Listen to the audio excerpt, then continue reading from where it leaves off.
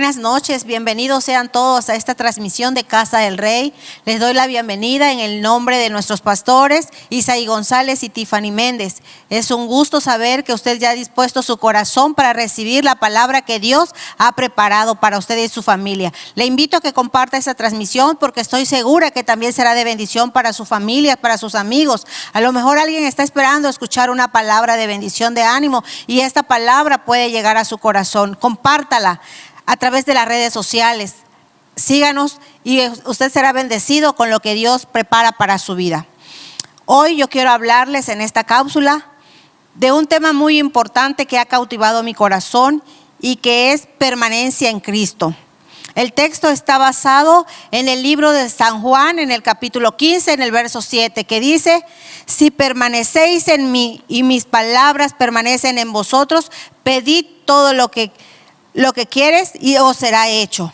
Hoy en día sabemos que todo lo que está aconteciendo en el mundo tiene a las personas afligidas, angustiadas, porque no saben a dónde permanecer, a dónde resguardarse para no contagiarse de esta enfermedad que está atacando a la humanidad entera. Están permaneciendo en sus televisores, viendo películas, viendo series en el Netflix, y se les olvida permanecer en Cristo. Permanecen en las redes sociales, en su Face, pero no se acuerdan de que hay alguien que puede ayudarlos y ese es Dios. Yo te digo que si tú permaneces en Jesús, vas a encontrar el descanso para tu alma. Si el hombre aprendiera a depositar su confianza en Jesús, que es el único que puede ayudarlo, va a encontrar lo que está necesitando recibir. Su vida sería otra. Su prioridad sería otra, porque en Cristo estaría permaneciendo, pero viven permanentes, cautivados en sus temores, en sus pensamientos, y eso no los deja que encuentren libertad. ¿Qué es permanencia? Yo recuerdo que hace ya algunos ayeres, bueno, no tantos, cuando estaba yo chiquita, decían en los cines que había permanencia voluntaria. Pero yo no sabía qué era eso hasta que me fue explicado y me decían que permanencia voluntaria era estar en la sala del cine para poder ver una película, porque a veces las personas entraban a la mitad de la película o cuando ya había empezado y entonces permanecían allí en la sala hasta que volviera a empezar la película para que vieran el comienzo. Eso era permanencia voluntaria y yo lo entendí. Déjame decirte que permanencia voluntaria es estar en Cristo. Permanecer en Cristo es permanencia voluntaria. No es otra cosa más que estar en un lugar donde quieres estar voluntariamente. Permanecer involucra la respuesta a la enseñanza de Jesús que dijo: si permaneces en mí. Allí nosotros estamos aprendiendo a permanecer en Jesús y a obedecer al Padre. Hay 3 verdades que yo encontré en este texto y que sé que bendecirán tu vida. La primera es: ¿por qué permanecer en Jesús? Porque Él es la vida. Jesús es la vid verdadera. ¿Qué quiere decir esto? Que Él es la vida, que en Él hay vida y que si tú quieres tener vida y vida en abundancia, debes de permanecer en Él. En el mismo libro de San Juan, nada más que en el capítulo 14, en el verso 6 nos dice que Él es el camino, la verdad y la vida, que nadie va al Padre si no es por medio de Jesucristo. Esta es una gran verdad. Jesús es la vida verdadera. Entonces es ahí donde nosotros debemos aprender a permanecer. Él se muestra como la vid para el ser humano, para todo aquel que esté dispuesto a permanecer en Él, porque nosotros somos los pámpanos. Él es la vida, nosotros los pámpanos. ¿Qué son los pámpanos? Son las ramas. Y si estamos pegadas, permaneciéndose en la vid, estaremos verdes y vigorosos porque tendremos vida. Esto lo podemos ver cuando las ramas de un árbol son cortadas del tronco, se secan. No hay más vida en ellas. Así somos todos. Si no permanecemos en la vid que es Jesús, no vamos a tener vida, pero si nosotros decidimos permanecer en la vid que es Jesús, vamos a estar vigorosos, vamos a tener esa vida. Sabemos que como Él es la vida, su Padre es el labrador. Y Él, como el labrador que es Dios, se encargará de abonar, de cuidar, de proteger, de cultivar esos pámpanos, esas ramas para que estén verdes y vigorosas. Así cuando Jesús venga a ver esta vida, a ver esta viña, Él pueda ver que ahí hay frutos, porque podrá encontrar en nosotros que estamos dando frutos, porque hemos sido vitaminados, hemos sido fertilizados por el labrador que es Dios. ¿Por qué Dios nos manda a permanecer en Él? ¿Para qué? ¿Para qué Dios nos dice que permanezcamos en Él? Para llevar fruto. Y no solo para llevar fruto, sino para llevar mucho fruto. ¿Qué significa o qué quiere decir esto? Que es trabajo de nosotros, que es trabajo de los hijos de Dios, llevar las buenas nuevas de salvación a esas personas que aún no lo conocen, de esas personas que aún están alejadas de Jesús porque no saben que Él es la vida. Es nuestro deber acercarlos al único que puede cambiar sus vidas, cambiar su mentalidad y cambiar sus obras. ¿Por qué más nos dice el Señor que debemos de permanecer en Él? Aparte de llevar frutos, porque sabemos que si nos alejamos de Él, no vamos a poder hacer nada. Porque separados de Él, nada podemos hacer. Porque si no permanecemos en Él, por nuestras propias fuerzas, no vamos a poder hacer nada. Si tenemos mentalidad de que vamos a poder hacer las cosas sin la ayuda de Dios, no vamos a poderlas lograr. Nosotros por nuestras propias fuerzas, separados de Dios, no vamos a hacer nada. Yo no he leído en todas las escrituras de algún personaje bíblico que haya podido lograr algo sin que la mano divina de Dios haya estado interviniendo. Yo no he leído en todo lo largo de la Biblia que alguien haya peleado la batalla sin la ayuda de Dios, que alguien haya derribado gigantes sin la ayuda de Dios, que alguien haya derribado ciudades sin la ayuda de Dios. Yo he visto que en todo lo que yo he leído en la Biblia, en las personas que conquistaron reinos, que derribaron gigantes, que derribaron a sus enemigos, fue porque la mano de Dios estuvo ahí metida. Entonces déjame decirte que en tus propias fuerzas no vas a lograr nada. Estás equivocado si piensas que tú por ti mismo vas a lograr hacer algo. No lo vas a poder hacer, porque separados de Jesús, separados de Dios, no vas a poder alcanzar nada, no vas a poder hacer nada. El hombre sin Dios no puede hacer nada. Hay algo importante que el labrador debe hacer con los pámpanos o las ramas. Recordemos que el labrador es Dios. Recordemos que Él es el que se encarga de preparar las ramas, y lo que el labrador debe de hacer, que es importante en estos pámpanos, es que debemos de ser podados. Es necesario que seamos podados, limpiados, para que podamos llevar fruto y fruto en abundancia. La poda significa que será necesario que de nuestras vidas sean arrancadas cosas, costumbres, mentalidades, pensamientos, actitudes que al Padre no le gustan y que no nos permiten crecer. La poda es necesaria en nuestras vidas para quitar lo que no nos permite ir avanzando, ir creciendo, lo que estorba, lo que no nos permite fructificar.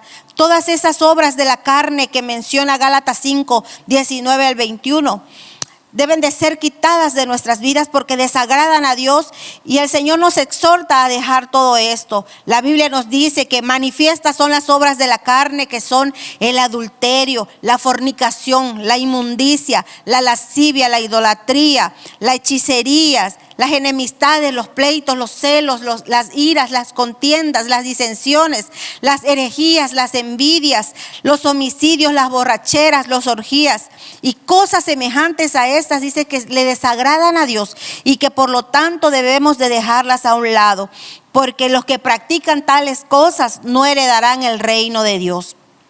Debemos quitar todo esto que les acabo de mencionar para poder estar limpios y poder llevar mucho fruto delante de Dios. La Biblia nos enseña que por los frutos que demos seremos conocidos. Hoy te pregunto, ¿qué clase de rama, de pámpano quieres ser? ¿Que dé fruto en abundancia o que no se coseche nada en ella? Porque déjame decirte que si no produces fruto, hay una sentencia para ti. Para todo aquel que no lleve fruto, para todo aquel en el que no se halle fruto alguno. La Biblia nos dice en San Juan 15, 16 que no hemos elegido nosotros a Dios, sino que Dios nos eligió.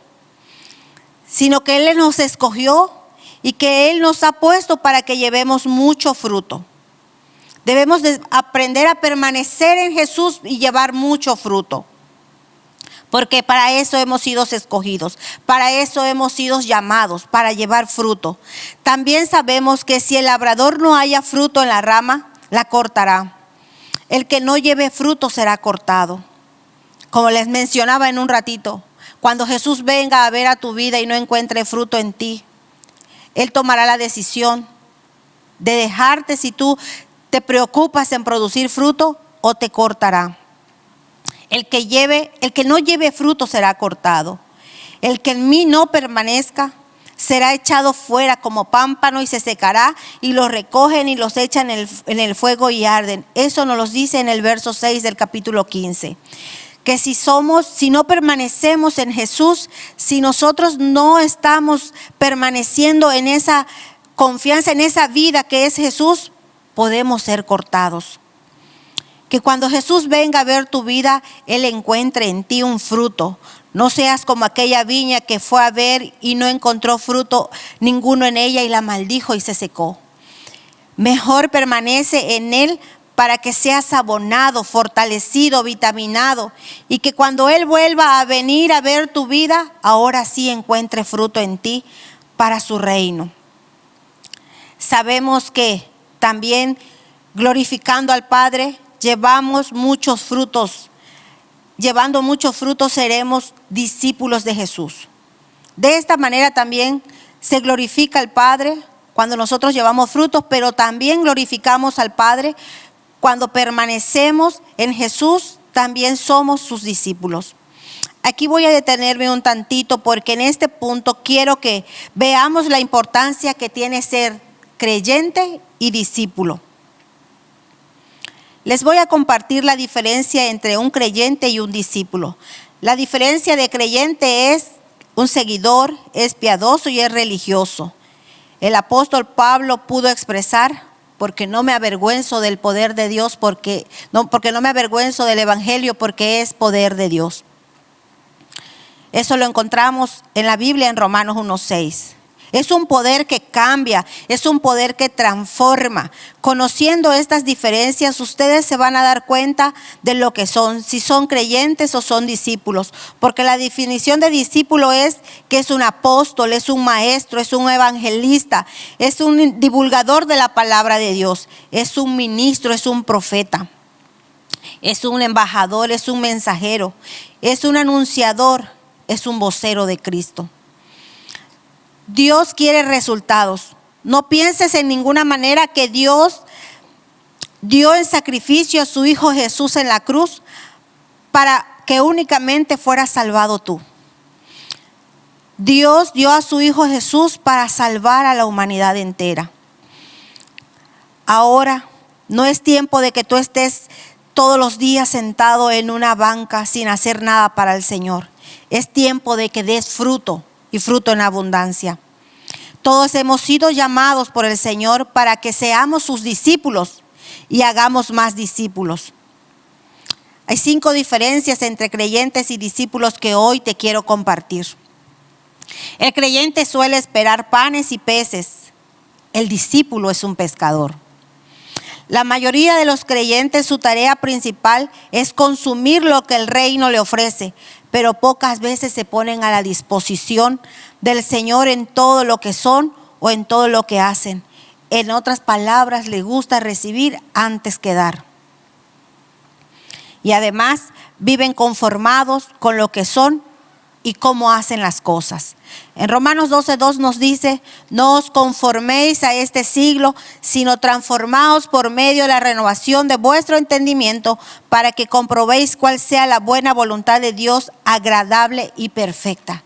Es necesario que nuestros pensamientos sean cambiados, sean transformados, que no nos conformemos a lo que el mundo ofrece, pero así vive un creyente. Conforme a lo que está, conforme a lo que tiene. El creyente lucha por crecer, el discípulo por reproducirse. El creyente común casi nunca piensa en los demás, la mayoría del tiempo está pensando en sí mismo.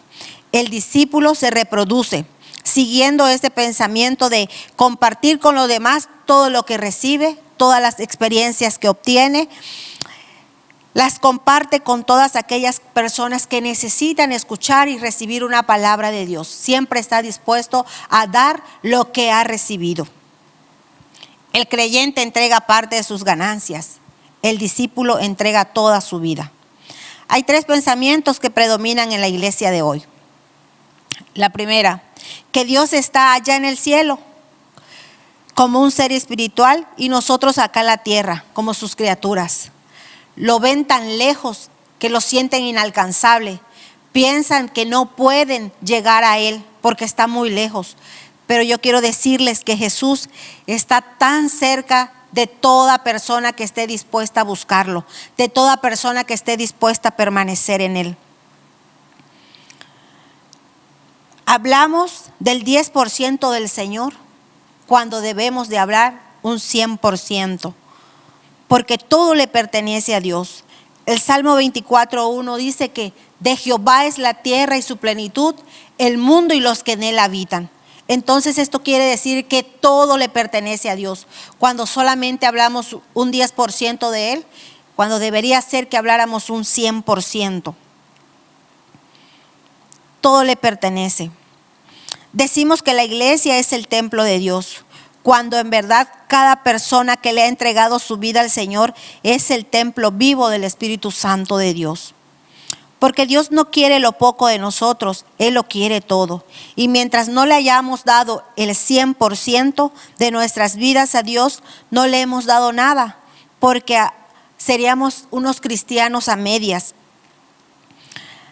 Aunque así nos falte un 1% para entregarle a Dios, estaríamos incompletos, porque a Dios le debemos de entregar un 100% de nuestras vidas. ¿Qué te queda por entregarle al Señor? Entrégaselo ahora mismo, no te detengas, no te quedes por un 1%, entrégale el 100% a Dios. El creyente cae en la rutina. Uno de los peligros del creyente es quedarse atascado en los triunfos y en las victorias del pasado. Viviendo una rutina, si usted le quita la letra T, ya no dice, si usted analiza y le quita la letra T, ya no dice una rutina, sino dice una ruina. Y eso pasa en la vida del creyente porque solo vive del recuerdo de lo que fue ayer. Yo en los años anteriores, yo oraba, yo predicaba, yo evangelizaba. En los años anteriores yo hacía esto, yo hacía lo otro. Y se quedan viviendo por siempre en ese pasado y no son capaces de darle la vuelta a la página y empezar a vivir algo nuevo en el Señor. Ahora viven en esa ruina del pasado. Su vida se convierte en una rutina y eso viene a traer ruina a su ministerio. El creyente siempre busca que lo animen. El creyente espera que le asignen tareas para servir a Dios. Necesitan que le digan qué hacer para empezar a actuar.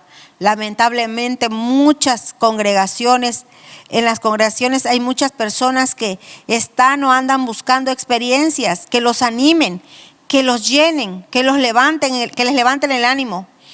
Y cuando en la iglesia donde están no llenan sus expectativas, se van a buscar otra iglesia. Y cuando llegan a esa otra iglesia y no encuentran que llenen sus expectativas, se van a otra iglesia. Y así se la pasan, así se la viven los creyentes, saltando de iglesia en iglesia porque en ninguna se acomoda. Déjame decirte que esas personas tarde que temprano se pierden porque no están permaneciendo en el Señor. Porque son personas creyentes. El discípulo es revolucionario, sin embargo busca cambios y avances en la obra del Señor y en el ministerio que ha recibido de Dios. Porque el discípulo le da a Dios una alabanza nueva cada día. Nunca el discípulo vive del pasado, sino que sus ojos están puestos en el autor y consumador de la fe. Y eso lo encontramos en Hebreos 12:2. El discípulo siempre procura animar.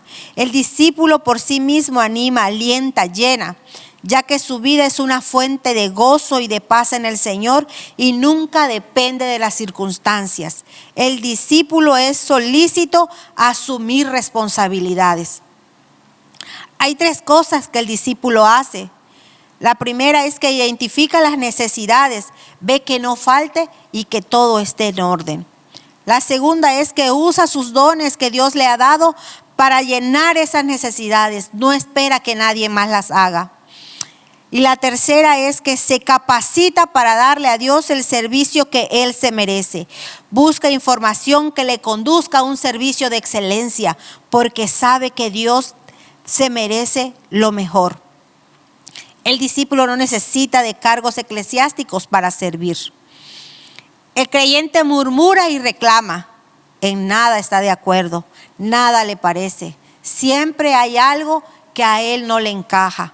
Siempre está murmurando y criticando. El discípulo obedece y se niega a sí mismo.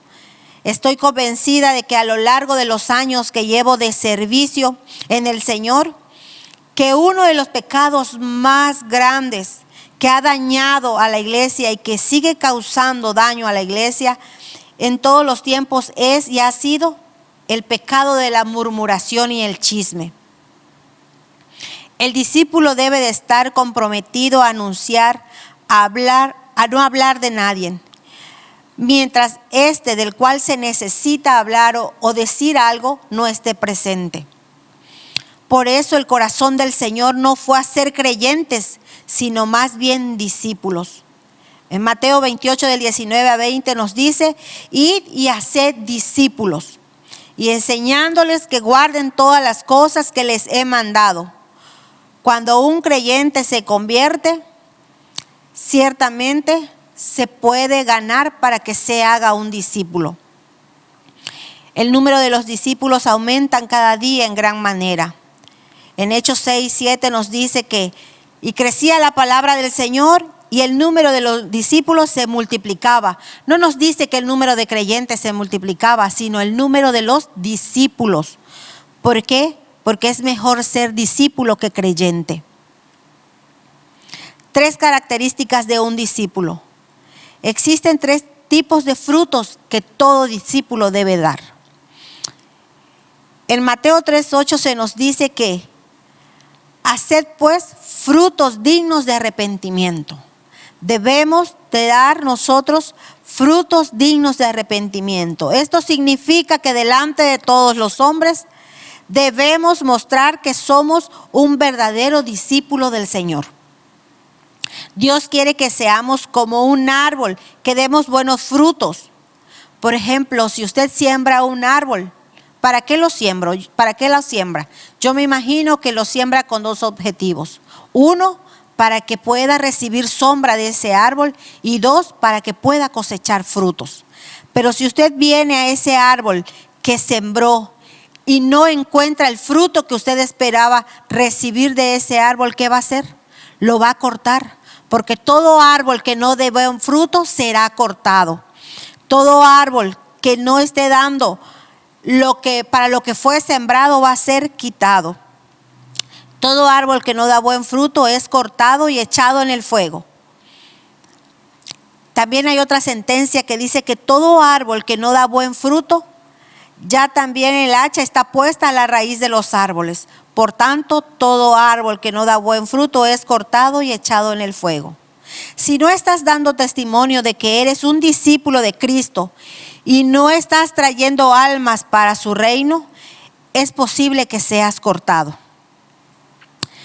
Recuerda que no todo el que me dice Señor, Señor, entrará en el reino de los cielos, sino el que hace la voluntad de mi Padre que está en el cielo. Son las palabras que dijo Jesús, no son palabras mías. Así que recordemos que no por decirle Señor vamos a entrar al reino de los cielos. Tenemos que dar frutos. El segundo fruto que debemos dar es frutos de almas para Dios.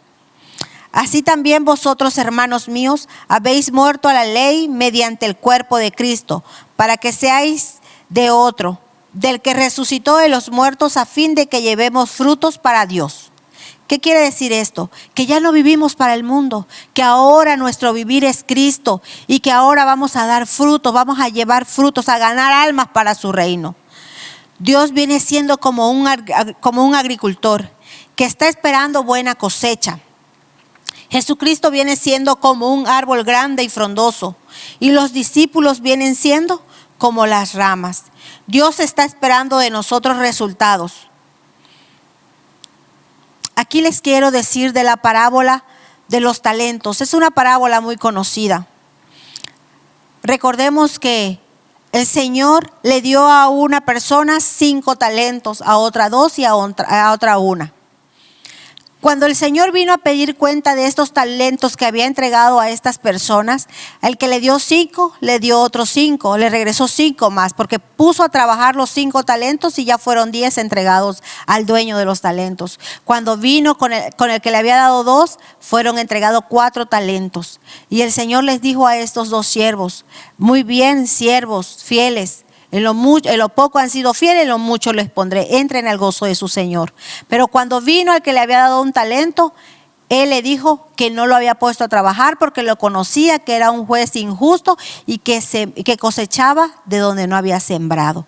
Entonces el Señor le dijo: si me conocías, ¿por qué no pusiste a trabajar mi talento? Por lo tanto, siervo inútil y negligente, que lo echen a las tinieblas, que lo echen allá afuera, al mundo de oscuridad, allá donde será el lloro y el crujir de dientes.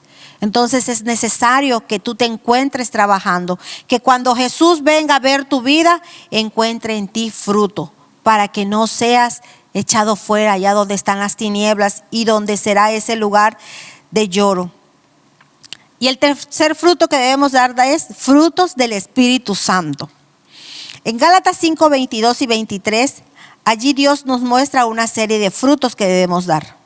Dios quiere que tengamos incremento y siempre ha sido el deseo de Dios que llevemos frutos.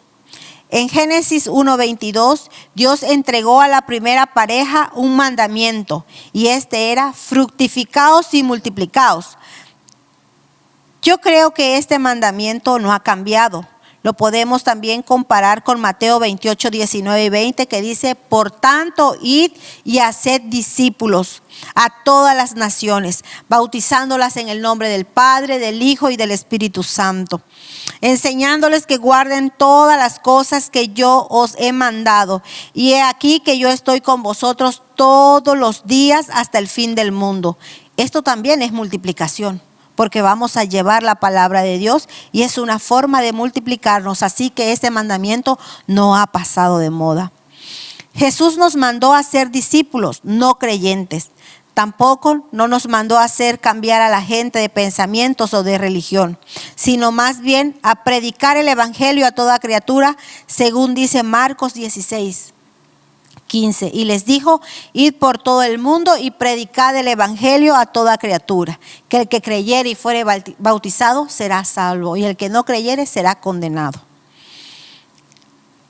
El problema es que muchos de nuestros hermanos están convencidos que Cristo es el Señor, que Cristo salva y viene pronto, que Cristo sana, restaura, bendice. Yo no digo que todo esto no sea cierto, pero no están completamente comprometidos con el Señor para vivir una vida convertida totalmente a Él.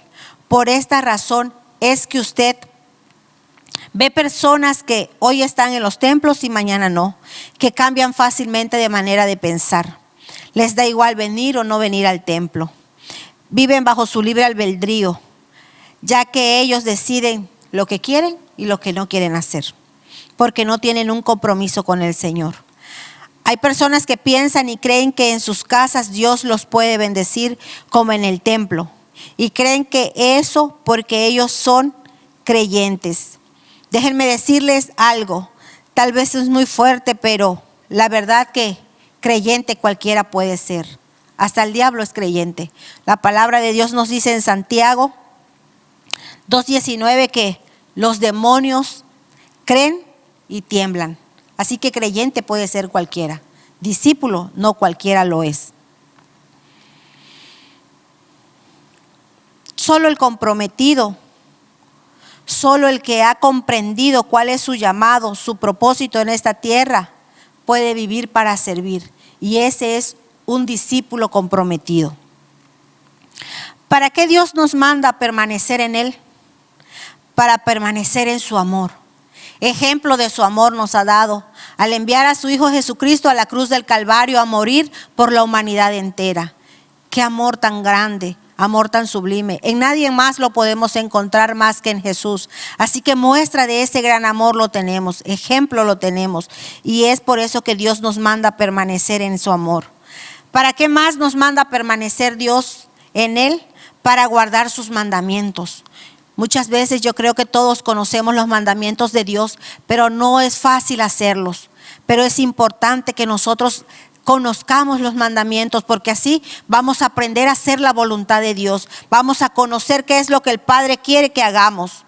Para eso Dios nos manda que permanezcamos en sus mandamientos. También nos manda que permanezcamos en su gozo.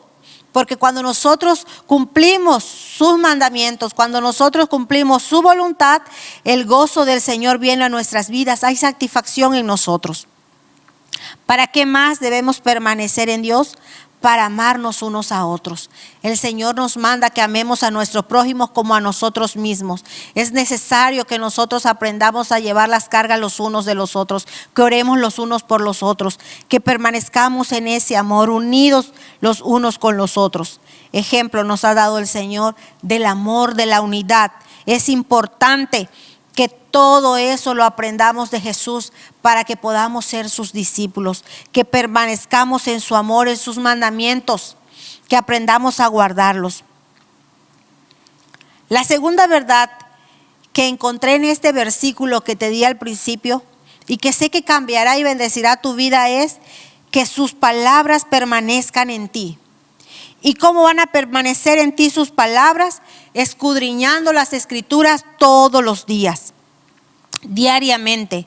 En San Juan 5:39 nos dice: escudriñad las Escrituras porque a vosotros os parece que en ellas tenéis vida eterna y ellas son las que dan testimonio de mí. Entonces, si escudriñas la palabra de Dios todos los días, allí vas a poder permanecer en Él. Vas a poder conocer cuál es la voluntad de Dios para tu vida. Vas a poder saber cuál es el propósito que Dios tiene para contigo. La otra forma de hacer permanecer su palabra en ti es que la medites todos los días. Que cada día tú medites en ella. En Josué 1:8 nos dice: nunca se apartará de tu boca este libro de la ley, sino que de día y de noche meditarás en él, para que guardes y hagas conforme a todo lo que en él está escrito, porque entonces harás prosperar tu camino y todo te saldrá bien. Mira qué promesa tan hermosa hay en este verso. Dice que todos los días, de mañana, de noche, en todo tiempo esta palabra debes de meditar en esta palabra. Porque cuando tú medites en esta palabra vas a conocer todos los secretos que allí están escondidos. Se te serán revelados todos los tesoros que están guardados. Y entonces vas a recibir la recompensa, la promesa de que todo lo que tú hagas va a ser prosperado y va a salir bien. Tienes la confianza de que todo lo que tus manos emprendan van a ser de bendición. ¿Cómo más puede permanecer la palabra de Dios en ti? Guardándola en tu corazón. Deuteronomio 6:6 nos dice: y estas palabras que yo te mando hoy estarán sobre tu corazón. El Salmo 119:11 nos dice: en mi corazón he guardado tus dichos para no pecar contra ti. Si la palabra de Dios permanece en nuestros corazones, vamos a tener la certeza de que no tan fácilmente vamos a pecar en contra de Dios, de que no nos será fácil caer. ¿Por qué? Porque nuestro corazón estará guardado con la palabra de Dios, y es ahí donde vamos a encontrar esos tesoros de parte de Dios para nuestras vidas, porque sabemos que de lo que hay en nuestros corazones es de lo que va a hablar nuestra boca. Si nuestro corazón está lleno de los frutos del Espíritu, de eso vamos a hablar, de eso vamos a comunicar. Pero si en nuestro corazón solamente hay las obras de la carne, de las que te mencioné en Gálatas 5:19, si en tu corazón solamente hay odio, hay rencor, hay celos, hay amargura, de eso va a hablar tu boca, porque de lo que tu corazón esté lleno es de lo que tú vas a hablar. Si una persona se te acerca y solo te habla cosas que les ha ido mal, que todo está mal en ella, esa persona lo que tiene en su corazón son heridas, son amarguras que no se las ha entregado en las manos del Señor. Pero cuando una persona te habla del gozo, te habla de la paz, te habla de la fidelidad de Dios, es una persona que ha guardado la palabra de Dios en su corazón, y por lo tanto de lo que hay en su corazón está hablando su boca. Podemos conocer a las personas a través de lo que habla. Permanecer en la palabra de Cristo significa permitir que su palabra cambie nuestras mentes, que dirija nuestras voluntades y que transforme nuestros sentimientos. En otras palabras, nuestra relación con Cristo está íntimamente ligada a la lectura de su palabra en nuestras vidas cada día. Conforme nosotros leamos la palabra de Dios, vamos a conocer cuál es su voluntad y seremos llenos de su precioso Espíritu Santo. Si tú te atreves a permanecer alineado, pegado en la vid y permites que el labrador prepare tu vida para que des fruto y mucho fruto, entonces podrás gozar de esta promesa dada en este verso que dice: pedid todo lo que quieras y os será hecho. Esta es la tercera verdad que yo encontré en el verso 7 del capítulo 15 de San Juan. Porque dice que si permanecemos en Él, sus palabras permanecen en vosotros, que le pidamos lo que querramos y que Él lo hará. Esa es la tercera verdad. Y yo te digo que es hasta entonces, hasta que tú estés permaneciendo en la vid, hasta que estés permaneciendo y llevando mucho fruto, hasta que permitas que te poden, hasta que seas un buen discípulo, hasta que permanezcas en sus mandamientos, hasta que permanezcas en su amor, hasta entonces podrás pedir y tener la certeza de que tu petición y tu oración, tu plegaria será respondida con éxito y en victoria. Hasta entonces verás la respuesta de Dios en tu vida. Déjame decirte que hubo un hombre de Dios que aprendió dependencia de Él y obtuvo bendición por su permanencia en Jehová de los ejércitos. Dios un día a un hombre se le apareció en Gabaón y fue a Salomón. Una noche en sueño se le apareció y le dijo: pide lo que quieras que yo te dé. Qué hermoso y qué maravilloso, ¿verdad? Que tú estando en tu cama, estando en tu casa, puedas escuchar a Dios decirte: hijo mío, pide lo que quieras que yo te dé, porque hoy te lo voy a dar. Eso es algo maravilloso.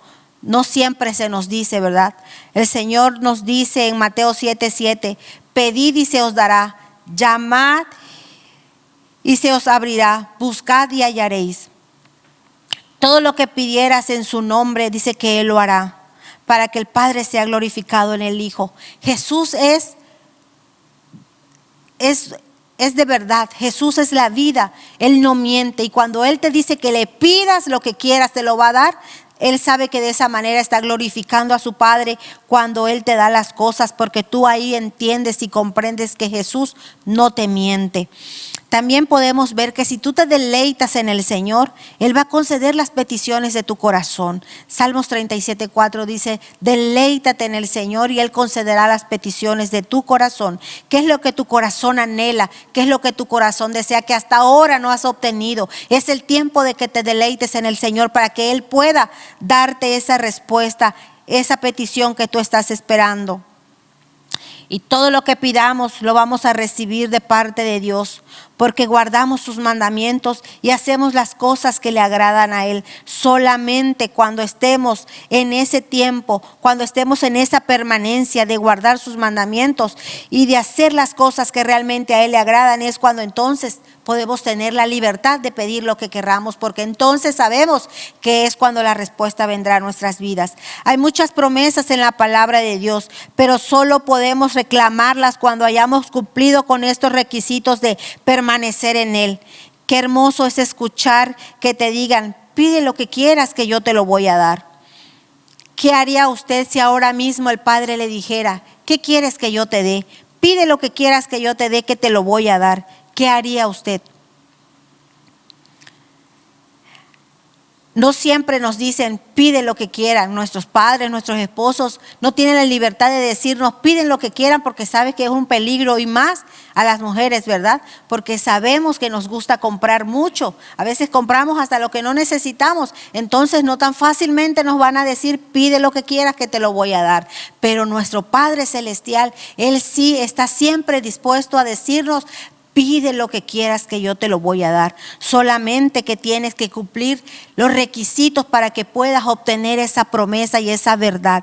Tienes que permanecer en Jesús. Tienes que permanecer en Jesús todos los días de tu vida. La palabra de Dios tiene que permanecer en ti para que puedas obtener lo que quieres. No te detengas a decidir permanecer en Él para que tengas acceso a poder pedir todo lo que quieras. Que nada te detenga a decidir permanecer en Jesús. Que tu permanencia sea en Jesús cada día.